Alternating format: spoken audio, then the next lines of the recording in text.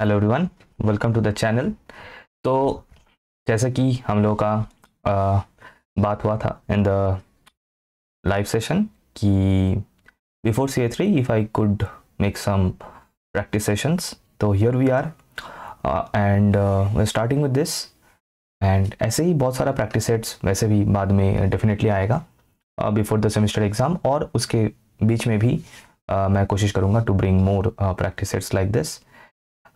सो anyways, without wasting further time let us start. और इसमें probability का क्वेश्चन है, बेसिक प्रोबेबिलिटी से क्वेश्चन है, बाइनोमियल पॉइंट्स से भी क्वेश्चन है।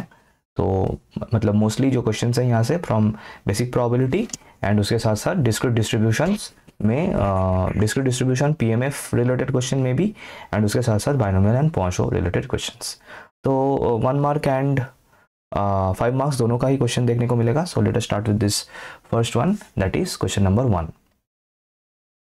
तो क्वेश्चन क्या है, प्रोबेबिलिटी ऑफ ए गिवन है, प्रोबेबिलिटी ऑफ बी गिवन है, probability of A union B भी गिवन है। We have to find probability of A B whole complement.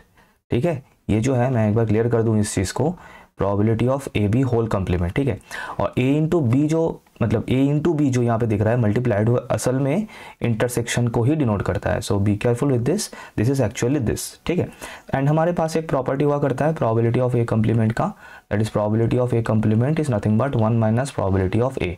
तो बस इस चीज़ को यहाँ पे हम लोग यूज़ करेंगे, that is 1 minus probability of A intersection B.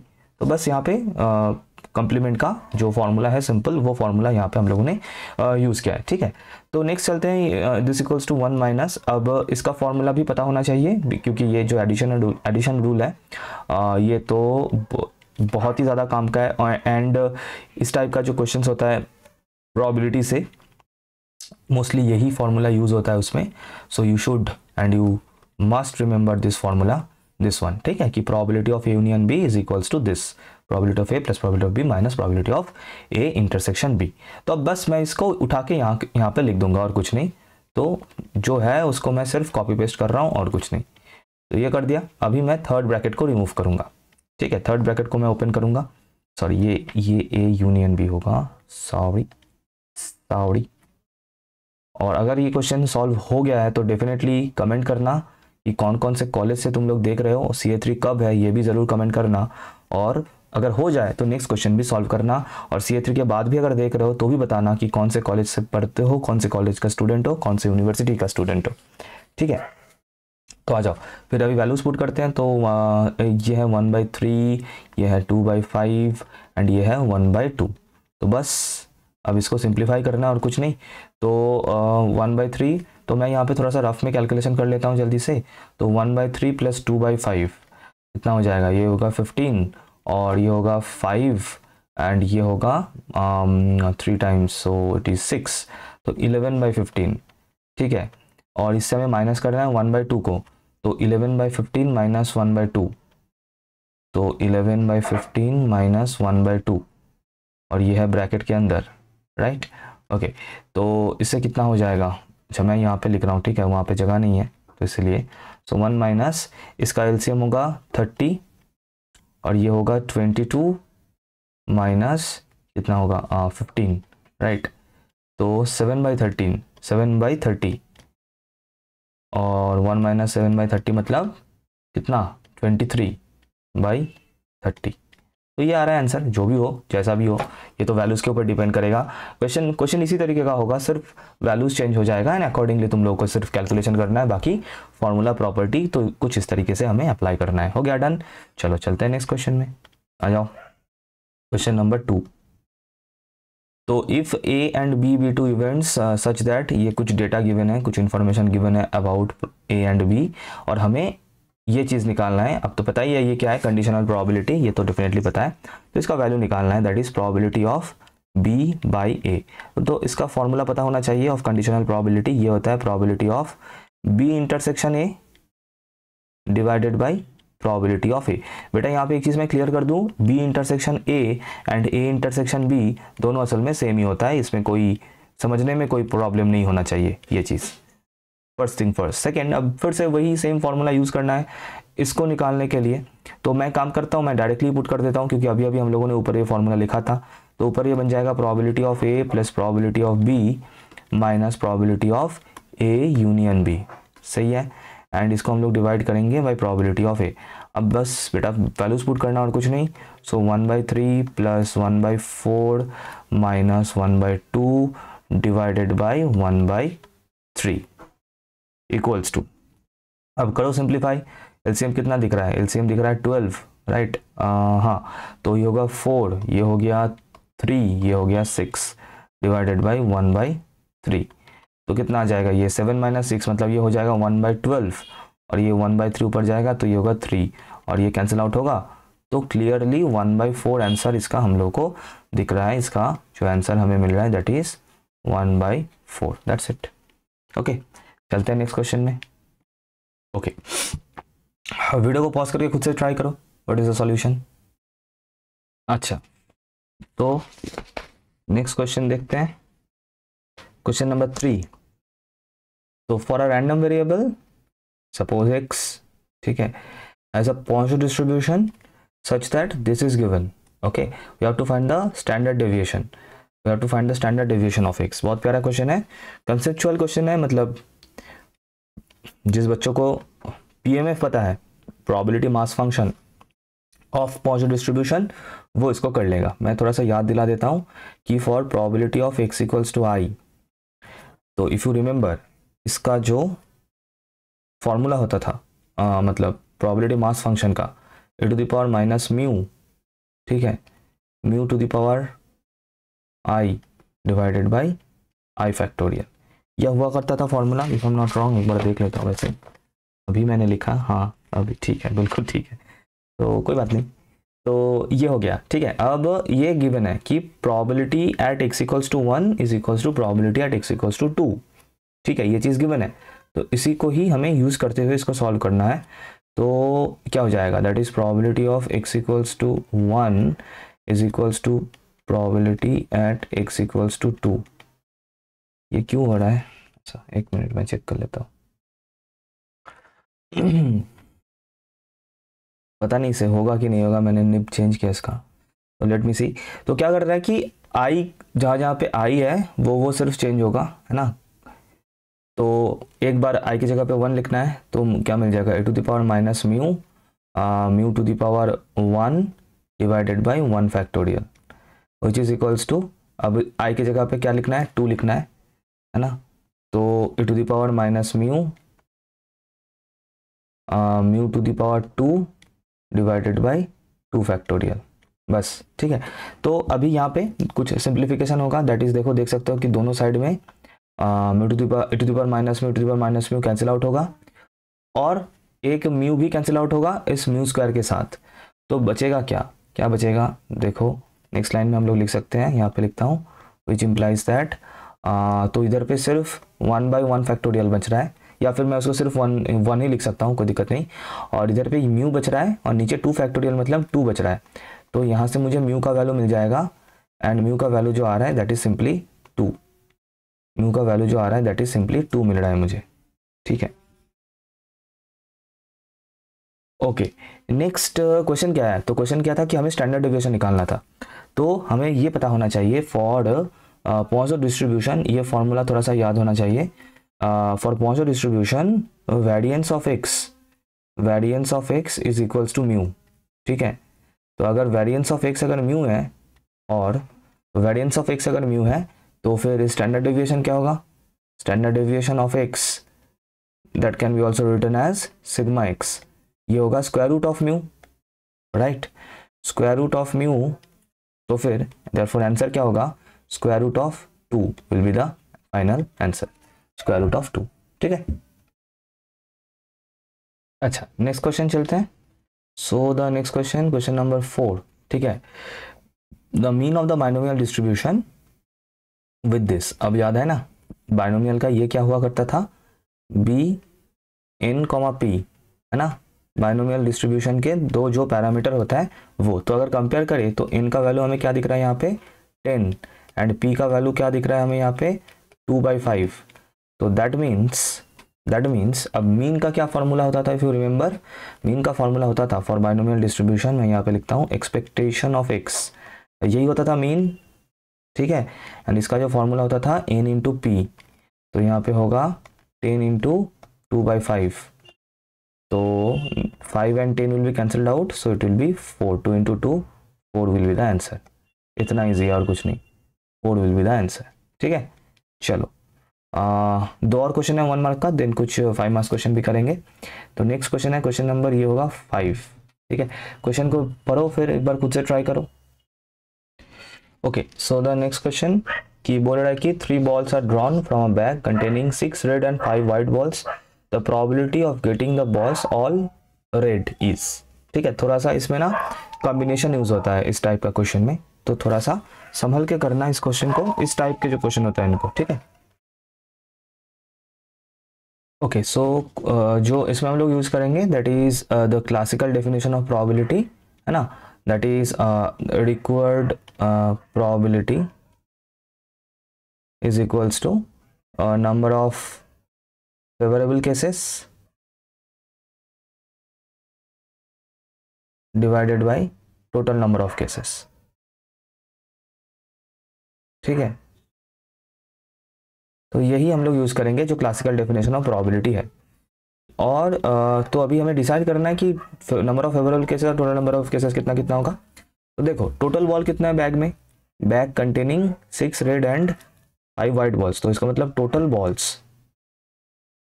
Balls बोला है, number of total number of cases नहीं बोला है, टोटल बॉल्स दैट इज 11। ठीक है, तो नीचे जो रहेगा हम ड्रॉ कितने कर रहे हैं, टोटल 3 बॉल्स ड्रॉ कर रहे हैं आउट ऑफ दिस 11 बॉल्स। ठीक है, we are drawing 3 balls out of this 11 balls, तो हमें नीचे क्या लिखना है, देखो फिर से बता रहा हूँ, टोटल 11 बॉल में से 3 balls ड्रॉ करने का how many ways are there, in how many ways we can draw 3 balls out of 11 balls, and that can be done in 11C3 ways। ये बचपन का परमुटेशन कॉम्बिनेशन वाला चैप्टर है, हालांकि ये चैप्टर का पूरा प्लेलिस्ट चैनल के ऊपर बना हुआ है, if you want definitely you can go through it. Otherwise तो क्वेश्चन सॉल्व करने में जितना भी कंसेप्ट यूज होगा वो तो मैं बताते हुए चलूंगा। तो ये जो टोटल नंबर ऑफ केसेस बन रहा है डिनोमिनेटर में, वो बनेगा 11C3, that is total out of 11 balls we are drawing 3 balls and that can be done in 11C3 ways। Okay, ऊपर क्या रहेगा, number of favourable cases. Number of favourable cases में हमें कौन सा कलर चाहिए सर, हमें रेड कलर चाहिए सभी बॉल्स। अब रेड कलर के टोटल बॉल्स कितने हैं सर, रेड कलर के टोटल 6 बॉल्स है, इन 6 बॉल में से हमें 3 बॉल को ड्रॉ करना है, तो that can be done in how many ways, फिर से बता रहा हूँ, total red balls is equals to 6, और इनमें से हमें 3 बॉल्स को ड्रॉ करना है, and that can be done in 6C3 ways. अब इसको सिंप्लीफाई करके आंसर पाना है और कुछ नहीं। ठीक है, तो कैलकुलेटर की मदद से कर सकते हो या फिर मैनुअली भी कर सकते हो, तो मैं दिखा देता हूँ वो कैसे करें। तो देखो 6C3 मतलब 6 factorial divided by 3 factorial into 6 minus 3 that is 3 factorial. NCR का फॉर्मूला मैंने यूज़ किया। नीचे क्या होगा, 11 factorial divided by 3 factorial into 11 minus 3 that is 8 factorial. ठीक है, अब इस चीज़ को मैं एक काम करता हूँ, मैं थोड़ा साइड में इसको कैलकुलेट करता हूँ, इसको मैं थोड़ा सा साइड कर देता हूँ। ठीक है, इसको बिल्कुल इस साइड में कैलकुलेट करेंगे आराम से, मैं इसको थोड़ा सा छोटा करके इसको साइड कर देता हूँ।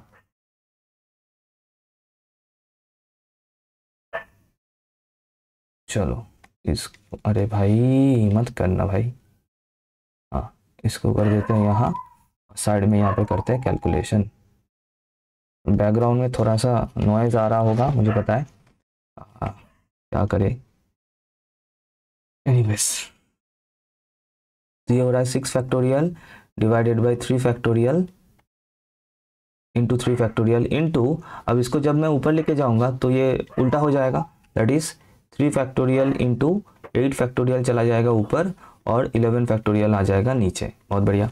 अब देखो इसको हमें ब्रेक करना है, कैसे ब्रेक कर रहा हूँ, देखो ये जो हाईएस्ट फैक्टोरियल है यहाँ पे, इसको मैं सेकंड हाईएस्ट फैक्टोरियल तक मैं ब्रेक करूँगा। मतलब ये जो 11 फैक्टोरियल है इसको मैं लिखूँगा 11 इंटू 10 इंटू 9, बस बाकी का आगे का जो है उसको मैं 8 फैक्टोरियल के तौर पे छोड़ दूंगा, ताकि ये 8 फैक्टोरियल और ये 8 फैक्टोरियल कैंसिल आउट हो जाए। बाकी यहाँ पे ये जो 3 फैक्टोरियल है इसको मैं एज इट इज़ रखता हूँ फिलहाल। अच्छा, और यहाँ पे 6 फैक्टोरियल, 6 को भी मैं ब्रेक कर रहा हूँ अप टू 3 फैक्टोरियल, तो 6 5 4 एंड देन ये मिले 11 9 10, हाँ ठीक है, बाकी ये मिलेगा 3 फैक्टोरियल, सही है। और नीचे एक 3 फैक्टोरियल है और एक और 3 फैक्टोरियल है, बहुत बढ़िया। अब चीज़ों को सिर्फ कैंसिल आउट करते हुए चलना है, तो आ जाओ फिर देखते हैं। तो यहाँ पे ये 3 फैक्टोरियल, ये 3 फैक्टोरियल कैंसिल आउट होगा, ये 3 फैक्टोरियल कैंसिल आउट होगा, ये 8 फैक्टोरियल, ये 8 फैक्टोरियल कैंसिल आउट होगा, हो गया। अभी और कुछ चीज़ें कैंसिल आउट होगा, दैट इज़ हम इस 5 से इस 10 को काट सकते हैं, 2 होगा, और इस 3 से इस 6 को काट सकते हैं, 2 होगा, और इस 3 को काटेंगे तो 3 होगा, और इस 2 से इस 4 को काटेंगे तो 2 होगा। तो ये कुछ सिंप्लीफिकेशन यहाँ पे पॉसिबल हुआ, तुम लोग अपने तरीके से इसको आराम से कर सकते हो। तो ऊपर बच रहा है 2 × 2 4, नीचे बच रहा है 3 × 11 33, and this is the required answer for this question. यही है आंसर जो हमें चाहिए था। ओके, डन हो गया, हो गया। चलो चलते हैं नेक्स्ट क्वेश्चन में। एक और क्वेश्चन है 1 मार्क का, as you can see, question number 6। इसके बाद चलेंगे 5 मार्क्स क्वेश्चन में। तो the probability that the sum 8 appear in a single toss of pair of fair dice is, मतलब 2 डाई यहाँ पे, मतलब 2 डाइस यहाँ पे थ्रो किया जा रहा है, और हमें मतलब जो थ्रो करने के बाद ऑब्वियसली ऊपर जो नंबर आएगा डाइस के, इसका जो सम है, इसका सम हमें एग्जैक्टली 8 मिलना चाहिए, इसका सम हमें 8 मिलना चाहिए। अब देखो 8 कब हो सकता है, कब 8 हो सकता है, ये बस हमें एक बार मतलब फिगर आउट कर लेना है, बाकी क्वेश्चन तो ऑटोमेटिकली सॉल्व हो जाएगा। एक हो सकता है यहाँ पे देखो, हम लोग स्टार्ट करते हैं 3 से, स्टार्ट कर सकते हैं 2 से कर सकते हैं, हाँ, यहाँ पे 2 हो और इसमें 6 हो तो सम 8 हो सकता है, या फिर यहाँ पे 3 हो, यहाँ पे 5 हो तो 6 हो सकता है, यहाँ पे 4, यहाँ पे 4 6 हो सकता है, या फिर यहाँ पे 5, यहाँ पे 3, ये 6 हो सकता है। एंड एक और हो सकता है दैट इज उल्टा, दैट इज यहाँ पे 6 हो एंड यहाँ पे 2 हो, ये हो सकता है। तो total how many ways are possible to have 8 as a sum?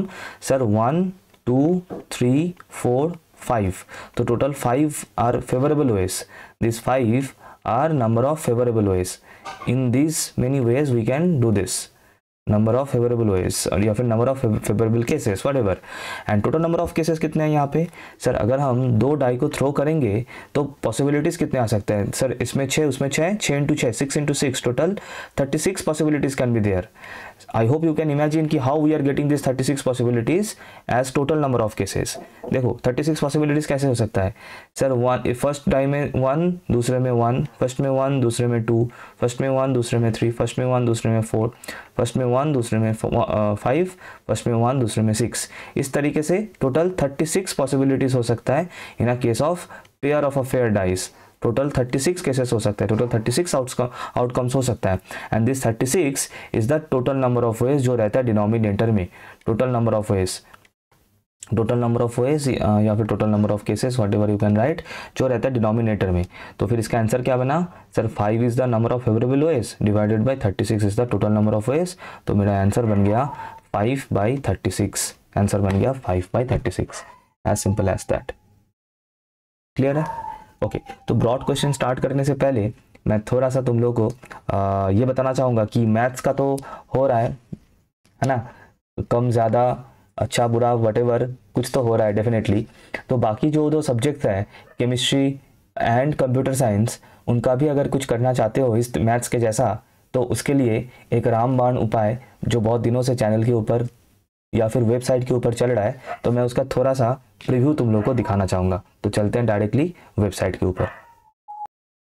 Okay, so the thing is कि हाँ ये रहा, तो वेबसाइट का लिंक मैं डाल दूंगा, otherwise self tending to infinity Google में लिखने से ही वेबसाइट सबसे ऊपर आ जाएगा। So from there you can see it.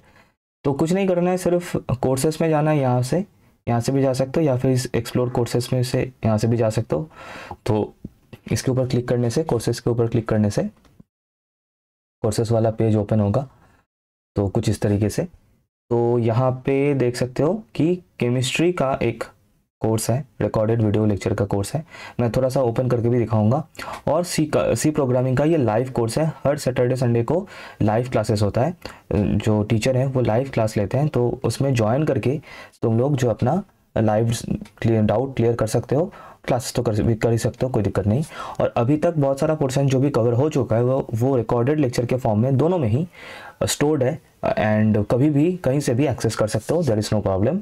और क्लास का जो नोट्स है, लेक्चर नोट्स है, वो भी अवेलेबल है। ऑलरेडी 200 प्लस, लगभग 250 प्लस स्टूडेंट्स एनरोल कर चुके हैं, तो डेफिनेटली ये इसको अवेल कर सकते हो। और ये क्यों चाहिए, देखो यहाँ पे एक हो जाता है कि सर केमिस्ट्री का तो ठीक है, लेकिन कंप्यूटर का, दोनों कोर्स के लिए जो मेन यूएसपी है, दैट इज़ मैकआउट के लिए स्पेसिफिकली ये दोनों कोर्सेज बिल्कुल क्राफ्टेड है मैकआउट स्टूडेंट्स के लिए, क्योंकि इसमें कोविड के बाद से जिस तरीके से क्वेश्चन पेपर का नेचर चेंज हुआ है, क्वेश्चन पेपर चेंज हुआ है, उसमें थ्योरी से ज़्यादा क्वेश्चंस देखने को मिल रहा है। तो बिल्कुल उसी के ओरिएंटेड पढ़ाई यहाँ पे हो रहा है, तो उसको अगर चाहते हो तो डेफिनेटली इसको अवेल कर सकते हो। एंड मैं एक चीज़ और यहाँ पे बता दूँ, दोनों का कॉम्बो अवेलेबल है, जो कि जिसमें सी और केमिस्ट्री दोनों मिल जाएगा। ये कॉम्बो वाला अवेलेबल है सिर्फ और सिर्फ 499 पे। तो यहाँ पे ऐड टू कार्ट में क्लिक करके आराम से इसको परचेस कर सकते हो। तो ये हो जाने के बाद जब तुम लोग कर लोगे तो उसके बाद जो दिखाएगा मैं वो थोड़ा सा भी यहाँ पे दिखा देता हूँ। तो कुछ नहीं करना, उसके बाद यहाँ पे ये जो लॉगिन है, हालांकि जब कोर्सेज परचेस करोगे तब भी लॉगिन करके ही करना, अकाउंट क्रिएट करके करना, तो क्या होगा कि एक ही बारी में हो जाएगा। और अदरवाइज जब परचेस करोगे, करना चाहोगे, तब लॉगिन करने को ही बोलेगा, तो अकाउंट क्रिएट करके लॉगिन कर लेना। तो जब इसको अब जब पढ़ना स्टार्ट करना चाहते हो, तब क्या करना, लॉगिन तो हो ही, तो ये डैशबोर्ड पे क्लिक कर सकते हो। तो अगर मैं डैशबोर्ड पे क्लिक करूं, क्योंकि अभी मैं लॉगिन नहीं हूं, तो मुझे ये लॉगिन करने को बोलेगा, तो मैं जल्दी से लॉगिन करके वापस आता हूं। ओके, तो देख सकते हो मैंने लॉगिन कर लिया है। यहाँ पे मेरा नाम शो कर रहा है ऊपर, देख सकते हो यहाँ पे। तो तुम लोगों का अपना यूजर नेम यहाँ पे शो करेगा। तो वो देखने के बाद यहाँ पे ये जो लेफ्ट साइड में यहाँ पे देख सकते हो एनरोल्ड कोर्सेज करके जो है, इसके ऊपर क्लिक करना है। जब एनरोल्ड कोर्सेज के ऊपर क्लिक करोगे तो जो कोर्सेज एनरोल्ड है वो यहाँ पे तुम लोगों को शो कर देगा। फिर सिंपली ये जो स्टार्ट लर्निंग है, इसके ऊपर जाके क्लिक करना है। तो फॉर एग्जांपल अगर मैं केमिस्ट्री के यहाँ पे स्टार्ट लर्निंग के ऊपर क्लिक करूँ, तो कुछ इस तरीके से जो है पेज ओपन हो जाएगा बिल्कुल। और यहाँ पे देख सकते हो ऑलरेडी, मैं थोड़ा सा स्टेटस दिखा दूँ, मॉड्यूल 1 95% कंप्लीट हो चुका है, मॉड्यूल 3 100% कंप्लीट हो चुका है, मॉड्यूल 5 100% कंप्लीट हो चुका है। तो उसके बाद मॉड्यूल अभी 2 या फिर 4 में से कोई एक स्टार्ट होगा। तो ये जो लेक्चर्स है, ये देख सकते हो यहाँ पे पूरा लेक्चर्स एंड उसके साथ साथ उसका जो नोट्स है, ये सब कुछ यहाँ पे स्टोर्ड है। तो किसी भी टाइम तुम लोग कहीं से भी इसको अवेल कर सकते हो, देयर इज़ नो प्रॉब्लम। और फीडबैक भी मुझे मिला है, बहुत अच्छा पढ़ा रहा है ये लड़का, और मैं डेफिनेटली बोलूँगा ये तुम लोग ले सकते हो। बेहतरीन एक लर्निंग एक्सपीरियंस होगा और प्रिपरेशन होगा बिफोर द एग्जामिनेशन। और मैं सी का भी थोड़ा सा मैं यहाँ पे दिखा देता हूँ। तो एक सेकेंड, तो ये बैक हो जाए फिर मैं दिखाता हूँ सी का। हाँ, तो मैं फिर से डैशबोर्ड पे चलता हूँ। डैशबोर्ड में जाके तो फिर से एनरोल्ड कोर्सेस में जाके, मेरा इंटरनेट थोड़ा सा स्लो है इसकी वजह से, अदरवाइज इतना टाइम कभी नहीं लगेगा, बहुत ही फास्ट है, स्मूथ है, कोई प्रॉब्लम नहीं होगा उसमें। और किसी का भी कोई भी मतलब एनरोल के बाद नहीं शो कर रहा है या फिर ऐसा कोई भी दिक्कत है, वो लोग कमेंट कर रहे हैं या फिर इंस्टाग्राम में मैसेज कर रहे हैं, या फिर सबसे बढ़िया होगा कि जो सपोर्ट का यहाँ पे ईमेल आईडी गिवन है, सपोर्ट की ईमेल आईडी में मैसेज कर दो, मतलब मेल कर दो, तो वो फिक्स हो जाएगा, तुरंत फिक्स हो जाता है। या फिर इंस्टाग्राम में मैसेज करने से भी मैं डेवलपर को बोल के मैं उसको कर दे रहा हूँ। तो स्टार्ट लर्निंग पे ऊपर क्लिक करके भी जो सी का है वो भी देख सकते हो। सी का हालांकि जो मतलब हर क्लासेस लाइव चलता है, तो अभी इतना पोर्शन ये कवर हो चुका है एंड आगे और भी लाइव क्लासेस आने वाला है। आज भी एक लाइव क्लास था, जब मैं ये वीडियो रिकॉर्ड कर रहा हूँ तब भी एक लाइव क्लास यहाँ पे चल रहा था। तो फिलहाल ये सब कुछ, और इसका जो नोट्स है ये भी ऑलरेडी अवेलेबल है, तो कभी भी तुम लोग चाहो तो इसको अवेल कर सकते हो। तो बस ये वाला बताना था। तो अभी चलते हैं, फिर से वापस चलते हैं, हम लोग का जो हम लोग कंटिन्यू कर रहे थे उसके ऊपर फिर से वापस चलते हैं। ओके, चलते हैं, अभी स्टार्ट करते हैं ब्रॉड क्वेश्चंस। तो क्वेश्चन नंबर 6 तक तो हम लोगों ने कर लिए। Now I am starting from question number 7। तो इजी क्वेश्चन है एंड मोस्ट प्रॉब्ली ये मेरा करा हुआ क्वेश्चन है, लेकिन फिर भी मैं करवा रहा हूँ क्योंकि इस टाइप का क्वेश्चन बहुत इंपॉर्टेंट हो जाता है from this basic probability part.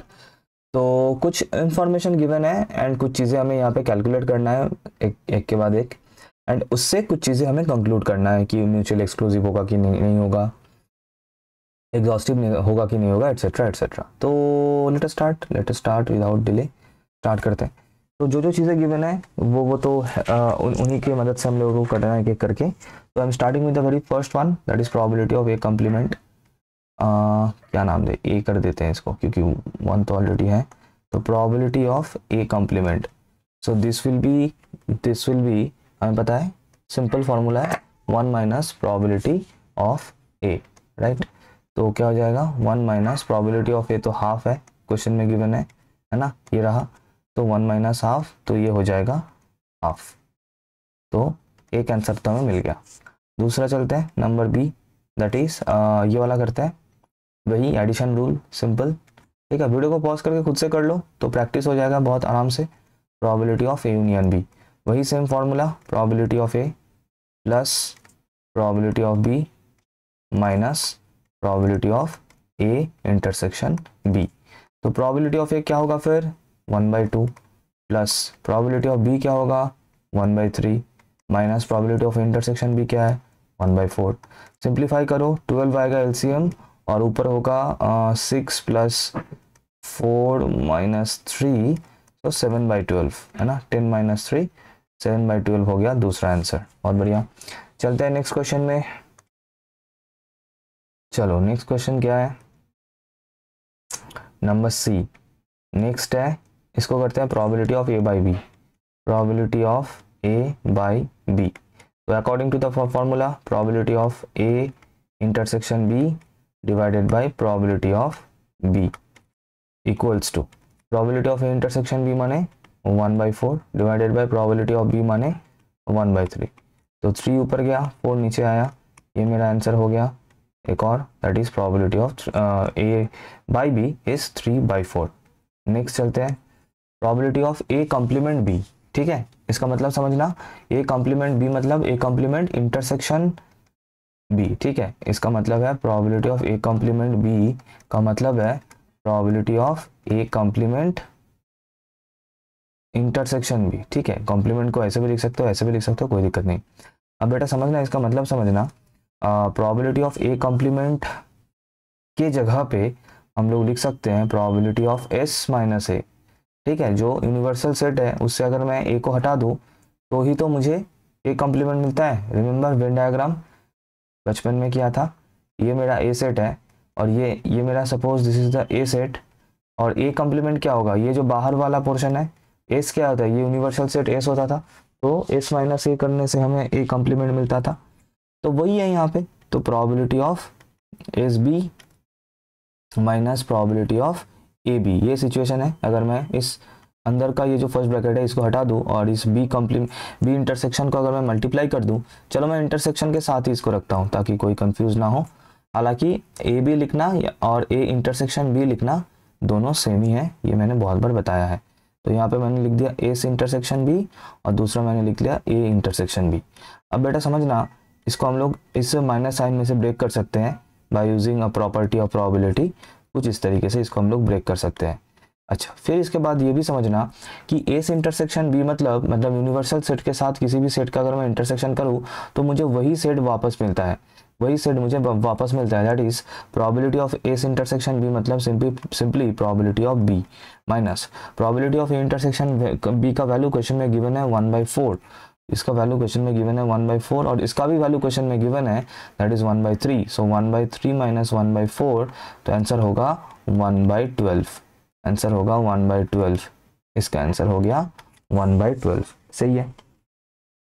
Next दूसरा करते हैं ये वाला, इसके लिए कुछ और इंक यूज करेंगे ताकि कंफ्यूजन ना हो। चलो इंक यूज करते हैं for number E, that is probability of A bar B bar, that is A complement intersection B complement. यहाँ पे मैं क्या करूँगा, मैं इसको लिखूंगा A union B whole complement. पता है इसको यहाँ पे मैंने क्या यूज़ किया, yes you are right, De Morgan's law. यहाँ पे मैंने डी मॉर्गन्स लॉ यूज़ किया है, यहाँ पे मैंने डी मॉर्गन्स लॉ यूज़ किया। ठीक है, तो इसको हम लोग क्या लिख सकते हैं, कॉम्प्लीमेंट का यही फॉर्मूला को यूज़ करके हम लोग क्या लिख सकते हैं, 1 minus probability of A union B. अब बेटा probability of A union B हम लोग का कैलकुलेट किया हुआ था, ये रहा 7/12, ये रहा 7/12, तो 1 minus 7/12 and that is 15/12, that is 15/12। देखो कितना सारा क्वेश्चन एक ही क्वेश्चन के अंदर हो गया। लास्ट वाला करेंगे, इस पेज में जगह नहीं है तो हम लोग नेक्स्ट पेज में चलेंगे, और इसलिए मैंने नेक्स्ट पेज यहाँ पे रखा हुआ है number F, that is probability of A complement union B. बेहतरीन, बहुत बढ़िया। तो इसको क्या हम लिख सकते हैं, देखो पहले मैं इसको लिख लेता हूँ कुछ इस तरीके से, सिंपली जो एडिशन प्रिंसिपल है उसको यूज करके, that is probability of A complement plus probability of B minus probability of A complement intersection B, ठीक है, which is equals to, sir इसका वैल्यू कैलकुलेट किया हुआ है, ये रहा 1/2 पुट करेंगे यहाँ पे, प्रोबेबिलिटी ऑफ बी का वैल्यू क्वेश्चन में गिवन है 1/3, ये रहा, माइनस सर इस महाशय का वैल्यू भी कैलकुलेटेड है, ये रहा, इस महाशय का वैल्यू भी कैलकुलेटेड है एंड दैट इज 1/12, तो यहाँ पे पुट करेंगे 1/12, एलसीएम होगा 12, करेंगे थोड़ा सा सिंप्लीफाई और करके जो मिलेगा हमें दैट विल बी, अच्छा करके देख ही लेते हैं, तो 6 प्लस 4 माइनस 1, सो 9/12, सो 3 से अगर कैंसिल आउट करें सो 3/4 is the answer, 3/4 is the answer, ठीक है। नेक्स्ट, तो ये सब कुछ निकल गया यहाँ पे, जो जो चीज़ें हमें कैलकुलेट करना था, और इसके ऊपर डिपेंड करके अब कुछ हमें आंसर देना है। Number 1, mutually exclusive event.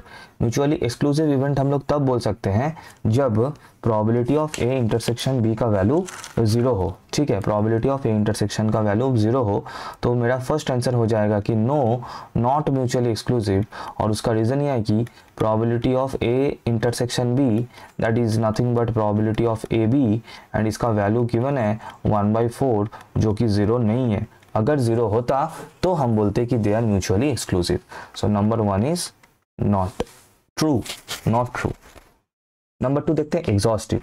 Exhaustive होगा कि नहीं होगा, ये हम लोग तब बोल सकते हैं जब, मैं बताता हूँ, एक सेकेंड इंक चेंज करके बताता हूँ, हाँ, ये हम लोग तब बोल सकते हैं जब प्रोबेबिलिटी ऑफ, मतलब सभी इवेंट्स का यूनियन करके प्रोबेबिलिटी निकालने से हमें 1 मिले, तब हम लोग बोल सकते हैं। लेकिन हालांकि प्रोबेबिलिटी ऑफ यूनियन बी का वैल्यू हम लोग निकाल चुके हैं और इसका वैल्यू हमें मिला है 7/12, इसका वैल्यू हमें मिला है 7/12, नॉट इक्वल्स टू 1। अगर हम इसको 1 मिलता तो हम लोग इसको एग्जॉस्टिव बोलते, लेकिन क्योंकि हमें यहाँ पे 1 नहीं मिला है तो हम लोग कंक्लूड करेंगे कि no it is not exhaustive, no it is not exhaustive, ठीक है। चलते हैं, इक्वली लाइकली। इक्वली लाइकली हम लोग कब बोलते हैं दो इवेंट को, जब उनका प्रोबेबिलिटी सेम हो। लेकिन क्या यहाँ पे हमें मिल रहा है प्रोबेबिलिटी ऑफ ए हमें गिवन है 1/2, जो कि कंप्लीटली इक्वल नहीं है, नॉट इक्वल है किसके साथ, ऑफ प्रोबेबिलिटी ऑफ बी। अगर ये दोनों इक्वल होते तो हम लोग कंक्लूड कर पाते कि yes they are equally likely, लेकिन हालांकि ऐसा नहीं है, तो that means they are not equally likely. Finally independent. Independent के लिए क्या प्रॉपर्टी था, अगर probability of A intersection B का वैल्यू कितना आया है, इतना आया है, गिवन है 1/4, अगर ये इक्वल होता किसके साथ, probability of A into probability of B के साथ। क्या ये इक्वल है, probability of A into probability of B मतलब 1/2 इंटू 1/3 एंड दैट इज 1/6। क्या ये दोनों इक्वल है, नहीं है, सो हम लोग का आंसर हो जाएगा ये भी no, they are not independent. तो जितना भी क्वेश्चन था सभी का आंसर नो ही हमें मिला है यहाँ पे इस क्वेश्चन में। तो this is the answer for this question, ठीक है। ओके, चलते हैं नेक्स्ट क्वेश्चन में। अर्न वाला क्वेश्चन है, बहुत प्यारा क्वेश्चन है, बहुत फेमस क्वेश्चन है, प्यार से इसको सॉल्व करेंगे।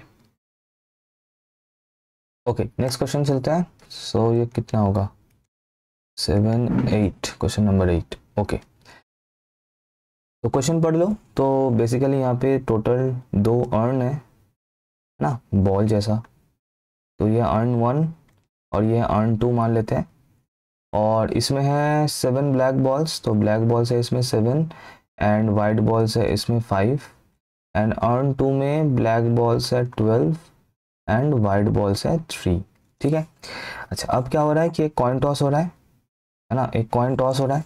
कॉइन में अगर हेड आएगा, if head comes then we draw ball from urn 1, बहुत बढ़िया। अगर हेड आएगा तो अर्न 1 से एक बॉल ड्रॉ किया जाएगा, और अगर टेल आएगा तो अर्न 2 से एक बॉल ड्रॉ किया जाएगा, बहुत बढ़िया।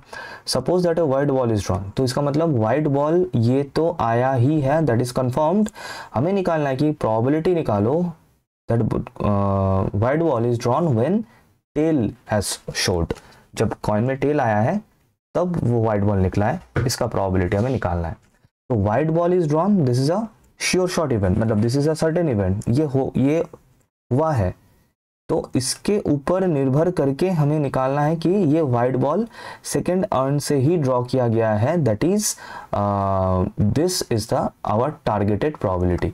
ये चीज हमें निकालना है, ये है हम लोगों का टारगेट प्रोबेबिलिटी ऑफ दिस। फिर से बता रहा हूँ, ये जो कंडीशनल प्रोबेबिलिटी होता है, पहले तो ये कंडीशनल प्रोबेबिलिटी का क्वेश्चन है, वो तो देख के पता चलेगा कैसे। जैसे ही क्वेश्चन में कुछ इस तरीके का दिखे कि suppose that one event has happened और depending upon that find the probability of some another event. तो suppose that a white ball is drawn, that means ये जो वाइट बॉल ड्रॉ हुआ है this is a certain event, और certain event रहता है conditional probability का जो फ्रैक्शन होता है उसके नीचे, ए बाई बी, तो बी से सर्टेन इवेंट होता है वहां पे। तो यहाँ पे वाइट बॉल ड्रॉ हुआ है, दैट्स अ सर्टेन इवेंट। हमें निकालना है ये वाइट बॉल ड्रॉ हुआ है जब कॉइन में टेल आया था, दैट इज ये सेकंड अर्न से ड्रॉ किया गया है, उसका प्रोबेबिलिटी हमें निकालना है। तो probability of T upon white that is tail upon white, ये हम लोग का टारगेटेड प्रोबेबिलिटी। अब ये निकालने के लिए, इस क्वेश्चन को सॉल्व करने के लिए, ये निकालने के लिए हमें बेस थ्योरम का मदद लेना पड़ेगा, क्योंकि मैंने बताया कि कंडीशनल प्रोबेबिलिटी में जब भी ऐसा दो सिमिलर एंटिटी हो, दो सिमिलर चीज़ें हो, अर्न 1 अर्न 2, या फिर अर्न 1 अर्न 2 अर्न 3, या फिर ऐसे ही मतलब दो सेम चीज़ें हो, तब वो चांसेस बन जाता है 99% की वो बेस थ्योरम का क्वेश्चन हो, जो ये भी एक बेस थ्योरम का क्वेश्चन है। और हमें पता है, अब मैं थोड़ा सा हट जाता हूँ ताकि मैं तुम लोग को यहाँ पे फॉर्मूला दिखा सकूँ। तो अगर तुम लोग को याद है तो इसका प्रोबेबिलिटी निकालने के लिए जो चीज़ हमें करना होता है, ये बेस थ्योरम का जो सेकंड फॉर्मूला था, ये उसका बेसिकली यूज़ होगा यहाँ पे, that is probability of W upon T, है ना, into probability of T divided by probability of W। ये चीज़ यहाँ पे यूज़ होगा, ये फॉर्मूला यहाँ पे यूज़ होगा। तो इसके लिए जो जो चीज़ें हैं वो हमें निकालते हुए चलना है। तो आ जाओ एक एक करके इवेंट्स को लेते हैं, एक एक करके सॉल्व करते हुए आगे बढ़ते हैं। आ जाओ, तो फिर स्टार्ट करते हैं सॉल्यूशन। ठीक है, ये तो मैंने तुम लोग को वर्किंग प्रोसीड्योर मैंने बता दिया, सिचुएशन बता दिया राइट हैंड साइड में कुछ इस तरीके से। ठीक है, अब फॉर्म करते हैं क्वेश्चन को। तो इवेंट मैं थोड़ा सा कम लिख रहा हूँ, तुम लोग अपने तरीके से इसको लिखना कुछ इस तरीके से, सॉरी जिस तरीके से मैं इसको रीड आउट कर रहा हूँ उस तरीके से लिखना कि let H be I event which denotes heads is coming on the coin. ये जो भी मैंने चीज़ें लिखा उसको मैं सिर्फ शॉर्ट में लिख रहा हूँ कि एच जो इवेंट है वो हेड को डिनोट कर रहा है ना, ट्रेविस हेड वाला हेड नहीं। हालांकि आईपीएल आज से स्टार्ट हो चुका है और साइड में मेरा आईपीएल का मैच अभी चल रहा है, जो मैं बताना नहीं चाहता था क्योंकि मैच तो देखना बनता है। क्रिकेट देखो, मैं ये बताता हूँ कि क्रिकेट फुटबॉल देखा करो, खेला करो, कोई दिक्कत नहीं, लेकिन पढ़ाई करने के बाद ये फर्स्ट प्रायोरिटी है, स्टडी, देन उसके बाद जो चीज़ें हैं। ठीक है, एनीवेज, तो यहाँ पे हेड मैंने एच इज द इवेंट, फिर से बता रहा हूँ जो लिखना है तुम लोगों को कुछ इस तरीके से, let H be the event which denotes heads on the coin. ठीक है, similarly T be the event which denotes tail on the coin. ठीक है, इस तरीके से पूरा सेंटेंस में लिखना, मैं तो सिर्फ यहाँ पे काम चलाने लायक चीज़ें यहाँ पे लिख रहा हूँ। ठीक है, W B the event which denotes कि the ball is drawn is white. ये पूरा सेंटेंस लिखना, ये पूरा सेंटेंस तुम लोग को लिखना है। क्या बोला मैंने कि let W B the event which denotes the drawn ball is white, white ball is drawn, इस तरीके से लिखना फुल सेंटेंस में। ओके, तो ये फिलहाल सिनेरियो है। अच्छा, यहाँ पे ये तो गोज विदाउट सेइंग कि therefore probability of head is equals to, sorry, probability of tail is equals to half है। ये तो goes without saying है, ये तो सभी को पता है कि इसका probability जो होता है वो होता है हाफ, ये तो सभी को पता है। बहुत बढ़िया। अच्छा, आगे बढ़ते हैं, नेक्स्ट देखते हैं। तो अभी यहाँ पे मैं दोनों अर्न के लिए अलग से चीज़ें जो है कैलकुलेट करूंगा, तो उसके लिए थोड़ा सा इंक चेंज कर लेता हूँ so that we can differentiate. अब अच्छा, अब देखो मैं यहाँ पे क्या लिखना चाहता हूँ, that is probability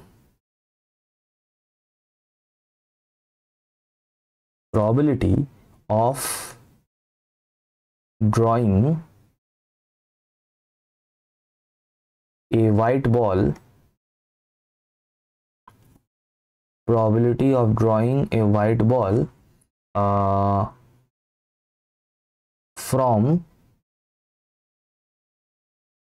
head on the coin. ठीक है, क्योंकि देखो दोनों सिचुएशन में ही हमें वाइट बॉल मिल सकता है। अगर हेड मिले तो हम अर्न 1 से वाइट बॉल हमें मिल सकता है, और अगर टेल मिले तो अर्न 2 से हमें वाइट बॉल मिल सकता है। तो मैं इन दोनों को यहाँ पे इंडिविजुअलाइज कर लेता हूँ, सेग्रीगेट कर लेता हूँ। तो मैंने क्या पहले निकाला कि probability of drawing a white ball from head on the coin, या फिर व्हेन, या फिर ऐसे भी लिख सकते हो, या फिर देखो अच्छा ये ऐसे भी लिख सकते हो, या फिर ऐसे भी लिख सकते हो कि from head on the coin, या फिर ये लिखना बेहतर रहेगा फ्रॉम अर्न 1। ठीक है, फ्रॉम अर्न 1, क्योंकि बाय डिफॉल्ट जब हेड आएगा तब अर्न 1 से ही लिया जाएगा। तो ये भी चलेगा या फिर ये भी चलेगा। तो ठीक है, मतलब या फिर बेसिकली दोनों ही लिख सकते हो कि from urn 1 when head appears on the coin, दोनों को पंच करके भी लिख सकते हो, कोई दिक्कत नहीं, क्योंकि दोनों ही सेम अर्न को ही डिनोट कर रहा है, ऑब्वियसली द फर्स्ट अर्न। तो इसका प्रोबेबिलिटी क्या बन जाएगा, देखो समझना कैसे मैं इसको लिख रहा हूँ। इसको सिंबॉलिकली मैं कुछ इस तरीके से लिखूंगा W/H। बेटा समझना, इसका सिग्निफिकेंस समझना, नीचे H है, कंडीशनल प्रोबेबिलिटी के नीचे H है, मतलब हेड इज कंपलसरी, हेड होगा। देखो क्योंकि हेड आएगा तभी ना हम लोग अर्न 1 से बॉल निकालेंगे, फिर वो तो वाइट बॉल होगा, राइट। तो हेड नीचे रहेगा यहाँ पे, क्योंकि मैंने फिर से बताया कंडीशनल प्रोबेबिलिटी में A/B जब हम लोग लिखते हैं तो नीचे जो होता है वो होता है सर्टेन इवेंट, और इस सर्टेन ऊपर इवेंट के ऊपर डिपेंड करके जो ऊपर है न्यूमरेटर में है उस इवेंट होने का प्रोबेबिलिटी हम यहाँ पे निकालते हैं बाय दिस। तो हेड तो आया है, head is a certain event here. Depending upon head, what is the probability of having a white ball from earn 1? फिर से बता रहा हूँ, depending upon head, what is the probability of having white ball from earn 1? ये है इसका significance। तो इसको अगर मैं लिखूँ यहाँ पे कैलकुलेट करूँ तो देखो यहाँ पे मैं क्या लिख सकता हूँ। अब देखो earn 1 में टोटल बॉल्स कितने हैं सर, टोटल बॉल्स है 12, यस और नो, राइट, टोटल बॉल्स है 12। तो 12 बॉल में से मैं सिर्फ एक बॉल को ड्रॉ कर रहा हूँ, है ना, 1 ball is drawn. Suppose A white ball, या फिर यहाँ पर भी लिखा है कि कहाँ गया, ए बॉल इज ड्रॉन, हमेशा एक ही बॉल हम लोग ड्रॉ कर रहे हैं। तो टोटल 12 बॉल्स हैं, उनमें से मैं एक बॉल को ड्रॉ कर सकता हूँ इन 12C1 वेज, और मुझे चाहिए वाइट। तो टोटल वाइट बॉल कितने हैं in the first turn, total 5 है, तो 5C1। ये हो गया इसका सिचुएशन, जो कि सिंपल शब्दों में, सिंपल आसान भाषा में 5/12 डन हो गया। बिल्कुल बिल्कुल सेम तरीके से, बिल्कुल सेम तरीके से हम लोग प्रोबेबिलिटी ऑफ सेम हम लोग निकालेंगे white ball etcetera etcetera etcetera when tail we are getting, that is from urn 2, that is from urn 2, that is from urn 2। ठीक है, तो इसके लिए क्या हो जाएगा, वही सेम प्रोसीड्योर कि प्रोबेबिलिटी ऑफ, देखो यहाँ पे हम लोग क्या लिखेंगे अभी टेल के लिए, है ना। तो टेल एक सर्टेन इवेंट है, टेल हो रहा है तभी ना हम लोग अर्न 2 से बॉल ड्रॉ कर रहे हैं, तो तब जाके वो तो वाइट होगा। तो पहले तो हमें अर्न सिलेक्ट करना है, और वो सिलेक्शन कैसे हो रहा है, टेल के ऊपर डिपेंड करके। तो tail is the certain event, और टेल हो ऑलरेडी हमें मिल चुका है, तब जाके हम लोग अर्न 2 से एक बॉल ड्रॉ कर रहे हैं। अब वो बॉल वाइट होने का प्रोबेबिलिटी, दैट इज वही सेम प्रोसीड्योर कि टोटल बॉल्स कितने हैं सर 15, तो 15 आएगा नीचे, और how many white balls are there sir 3, तो 3 आएगा ऊपर। सिंप्लीफाई करने से 1/5, सिंप्लीफाई करने से 1/5।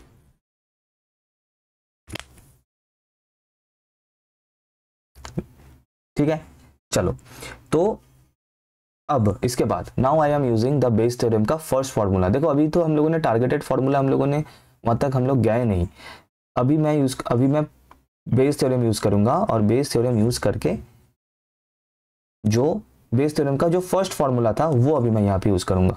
तो ऐसे लिखेंगे कि from Bayes theorem, from Bayes theorem क्या लिखेंगे, from Bayes theorem, that is मुझे चाहिए प्रोबेबिलिटी ऑफ वाइट बॉल।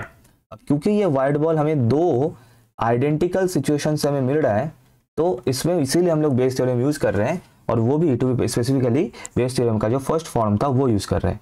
तो वो कैसे यूज करेंगे कि ये वाइट बॉल एक तो हमें मिल सकता है हेड मिलने पर,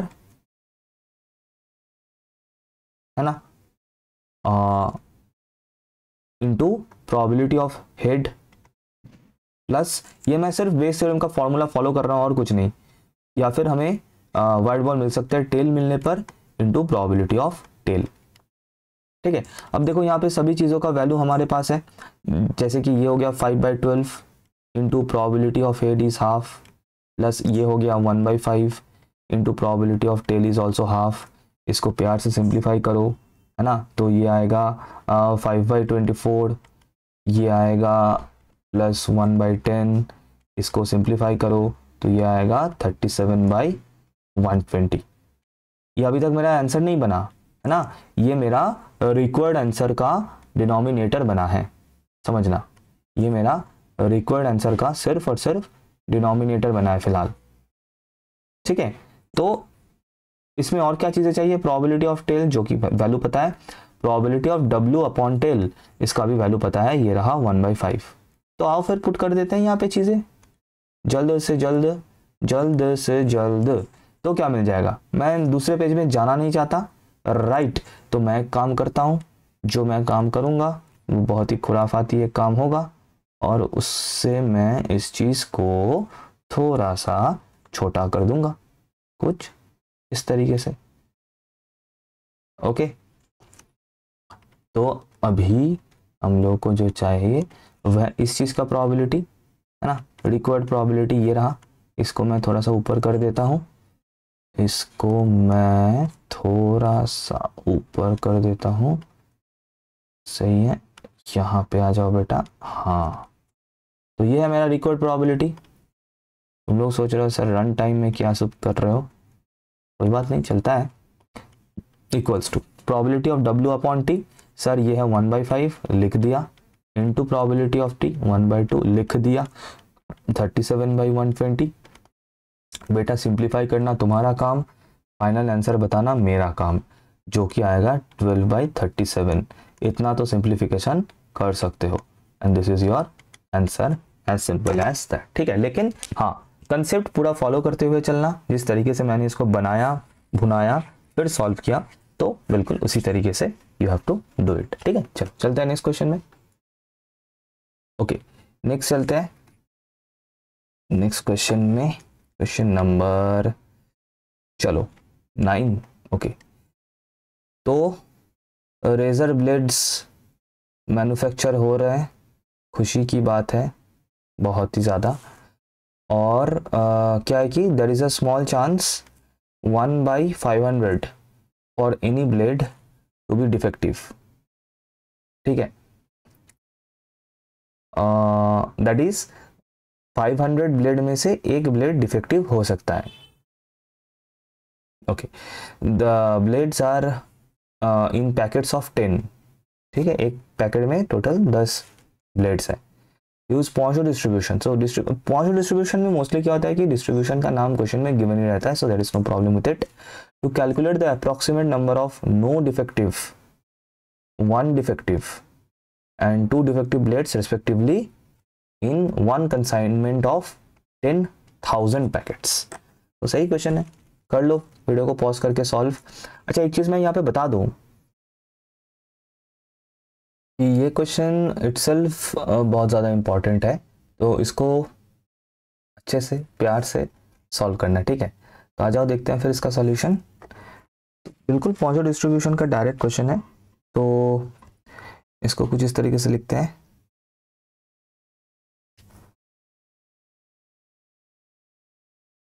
अच्छा, तो सिचुएशन ये है कि ये बोल रहा है कि on an average out of 500 blades एक ब्लेड जो है वो डिफेक्टिव हो सकता है। ठीक है, तो यहाँ पे जो हमें एवरेज मिल रहा है किसका, डिफेक्टिव ब्लेड्स मिलने का, उसको हम लोग कुछ इस तरीके से लिखेंगे कि एवरेज, शॉर्ट में लिख रहा हूँ, average number of defective blades, average number of defective blades. जो पॉइंशो डिस्ट्रीब्यूशन का वीडियो जिन बच्चों ने देखा है उन्हें पता है कि ये क्वेश्चन मैंने होमवर्क के लिए दिया था। तो देखो, जो मैं क्वेश्चन होमवर्क के लिए देता हूँ वो मैं पहले भी मैं ये कर चुका हूँ बहुत बार, वो मैं प्रैक्टिस सेट्स में करवा देता हूँ। ठीक है, तो ज़रूर लाइक करना इस बात के लिए, है ना। तो क्या है कि average number of defective blades in a packet of 10, ठीक है, वो कितना होगा, इज इक्वल्स टू कितना होगा सर, एक पैकेट में आउट ऑफ 500 एक ब्लेड अगर हमें डिफेक्टिव मिल रहा है, सिंपल इंटू 10 करना है 10 पैकेट्स के लिए, तो यहाँ से हमें मिल रहा है 1/50। सो इसको ऐसे लिख सकते हैं, ऐसे रख सकते हैं, या फिर इसको मैं कर देता हूँ 0.02, ये हो गया, ठीक है। तो दैट मीन्स ये हमें मीन मिल गया। एवरेज मतलब मीन होता है ना, एवरेज मतलब यही तो मीन होता है। एंड नॉट ओनली दैट, ये एवरेज या फिर मीन जो हम लोग लिख रहे हैं यही होता है mu for a positive distribution. तो हम लोग ऐसे लिखेंगे, अभी हम लोग स्टार्ट कर रहे हैं कि लेट x इक्वल्स टू, या फिर x be the number of defective blades in a packet, defective blades in a packet, ठीक है।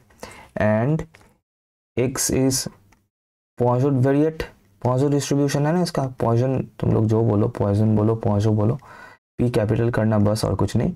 और इसका जो पैरामीटर होता है वो सिर्फ म्यू होता है, इसका पैरामीटर है ना, इसका पैरामीटर म्यू होता है। और अगर तुम लोगों को याद है यहाँ पे बस इतना, ये चीज़ यहाँ पे याद रखना होता है कि पॉइजन डिस्ट्रीब्यूशन का जो मीन या फिर एवरेज होता है वही होता है म्यू। मीन और एवरेज, मीन जो होता है एक्सपेक्टेशन ऑफ एक्स, वो म्यू होता है, ठीक है, पैरामीटर जो है। तो और मीन का वैल्यू हमें यहाँ पे कितना मिल चुका है ऑलरेडी, 0.02 एवरेज या फिर mean. So therefore mu equals to हमें यहाँ पे क्या मिल रहा है, 0.02। म्यू इक्वल्स टू हमें क्या मिल रहा है यहाँ पे, 0.02। चलो अब इसको आगे बढ़ाते हैं, तो अब इसका पीएमएफ लिख लेते हैं। Therefore probability mass function of x that is equals to probability of x equals to I is equals to probability mass function क्या होगा इसका, हम लोगों ने जो शॉर्ट क्वेश्चन किया 1 मार्क का क्वेश्चन, उसमें भी हम लोगों ने लिखा था, that is e to the power minus mu to the power I divided by I factorial। इसको मैं लिख लेता हूँ कुछ इस तरीके से, क्योंकि म्यू का वैल्यू अभी हमें मिल चुका है। सो e to the power minus 0.02 into 0.02 to the power I divided by I factorial। Okay, अब इसी को यूज करके एक एक क्वेश्चन को हम लोग सॉल्व करेंगे। 1 defective, no defective, 1 defective and 2 defective. चलो, माइक मेरा गिर गया था, साउंड का थोड़ा सा अगर इधर उधर हुआ होगा, आई होप ठीक है। तो एनीवेज, तो इसको चलते हैं एंड कंटिन्यू करते हैं नेक्स्ट पेज में एक एक करके। तो फर्स्ट, क्योंकि मेरे पास ऑलरेडी पीएमएफ है जो कि मैं यहाँ पे लिख लेता हूँ, e to the power minus 0.2 to the power minus 0.02 into 0.02 to the power I divided by I factorial.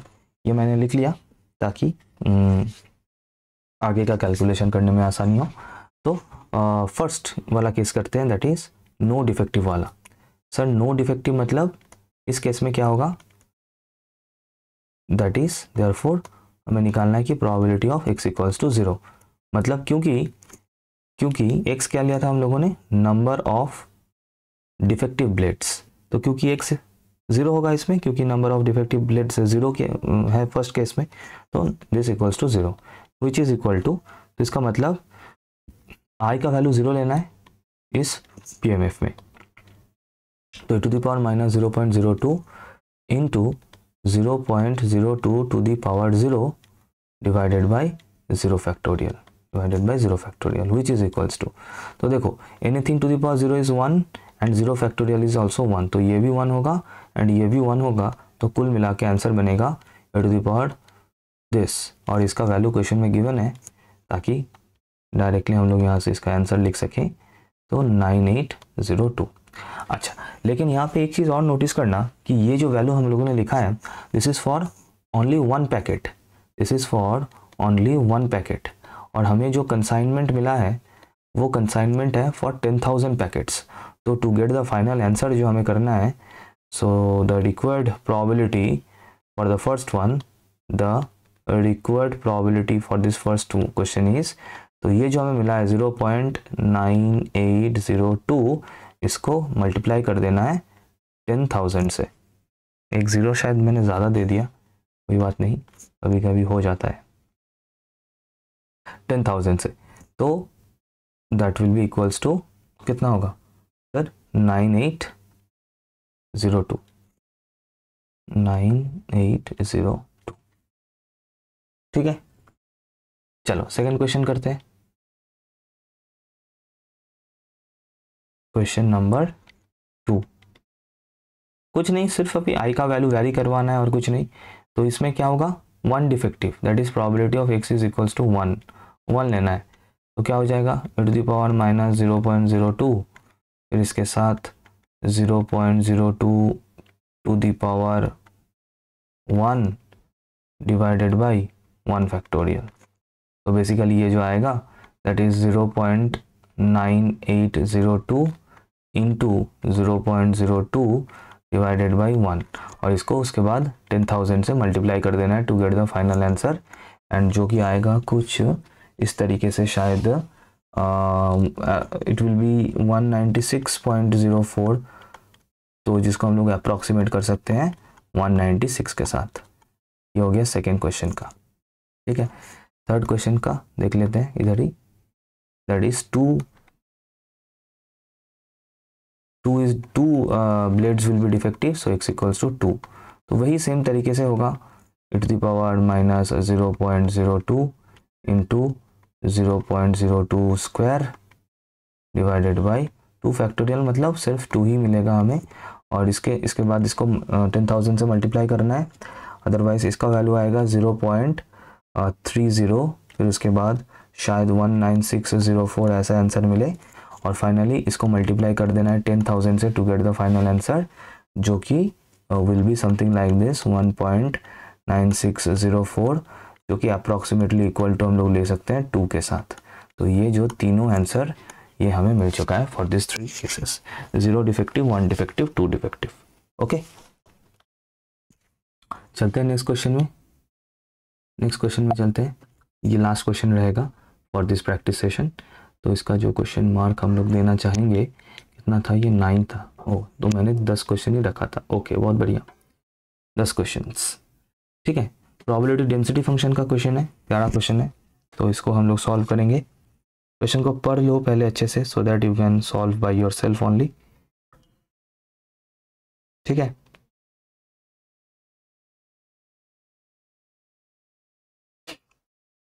तो प्रोबेबिलिटी डेंसिटी फंक्शन का क्वेश्चन है, जैसा कि मैंने बताया। तो डेंसिटी फंक्शन का 2 प्रॉपर्टी हमें याद रखना होता है।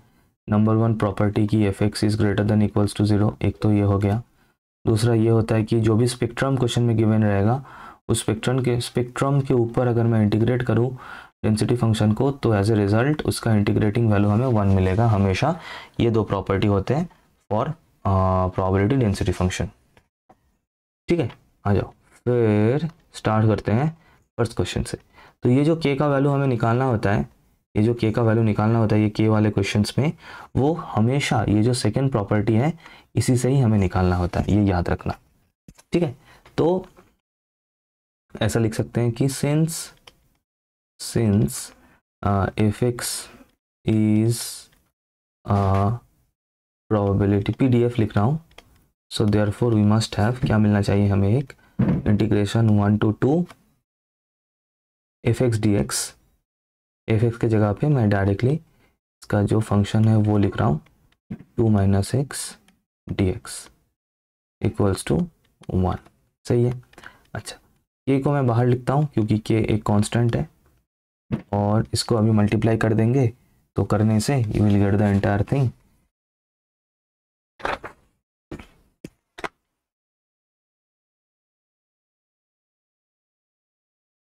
तो यहाँ पे मुझे दिख रहा है 2x - x² - 2 plus x d x is equal to 1,